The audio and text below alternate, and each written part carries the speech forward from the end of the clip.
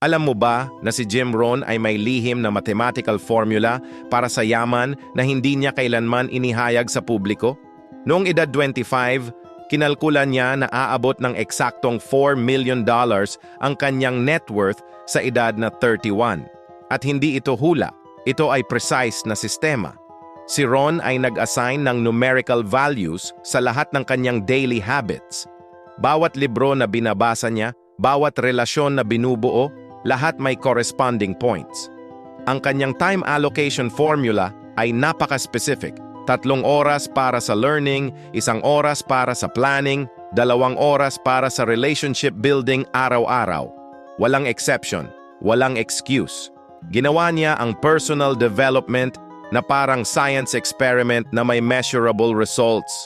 Ang mga estudyante niya na sumunod sa eksaktong sistema na ito ay naging millionaires din. Pero ang formula na ito ay nanatiling lihim hanggang sa kanyang kamatayan.